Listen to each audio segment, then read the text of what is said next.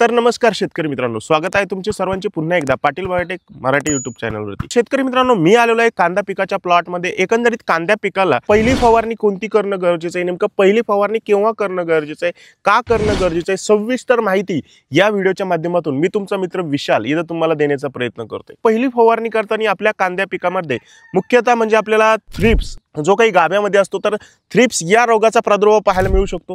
याच्या व्यतिरिक्त शेतकरी मित्रांनो, लागवड करून झाले सुरुवातीच्या काळात महिन्याभराच्या आसपास आपल्याला करपा या रोगाचा प्रादुर्भाव पाहायला मिळू शकतो। तर थ्रिप्स आणि करपा या मुख्य बुरशीजन्य रोगासोबतच जो काही कीड आहे तर त्याच्या नियंत्रण करण्यासाठी आपल्याला ही फवारणी तिथं करणं गरजेचं आहे। शेतकरी मित्रांनो, बऱ्यापैकी आपली तणनाशकाची फवारणी करून झाल्यानंतर 4 ते 5 दिवसामध्ये आपल्याला ही पहिली महत्त्वाची फवारणी करून घ्या। ही फवारणी करताना नेमकं कोणत्या औषधाचं किती प्रमाण वापरायचं आहे अतिशय थोडक्यात परंतु सविस्तर महत्त्वाची माहिती देतो। शेतकरी मित्रांनो, थ्रिप्सचं नियंत्रण करण्यासाठी तुम्ही सिंगम 303 या औषधाचा वापर करू शकता 30 मिली प्रति 15 लिटर फवारणी पंपसाठी। त्याच्यानंतर शेतकरी मित्रांनो, जे बुरशीनाशक आहे, जो काही करपा वगैरे आलेला आहे तर त्याला नियंत्रण करण्यासाठी तुम्ही रेडोमिल गोल्ड या बुरशीनाशकाचा वापर करू शकता 40 ग्रॅम प्रति 15 लिटर फवारणी पंपसाठी। किंवा शेतकरी मित्रांनो, तुम्ही साप पावडर या बुरशीनाशकाचा सुद्धा वापर करू शकता 40 ग्रॅम प्रति 15 लिटर फवारणी पंपसाठी। दोन बुरशीनाशकापैकी कोणतेही एक बुरशीनाशक आणि याच्या सोबतच शेतकरी मित्रांनो एक चांगल्या दर्जाचं अॅमिनो ऍसिड ह्युमिक ऍसिड युक्त चांगल्या टॉनिकचा आपल्याला तिथं वापर करायचा आहे, जेणेकरून पात हिरवीगार होईल, फुटव्याची संख्या वाढीसाठी मदत होईल,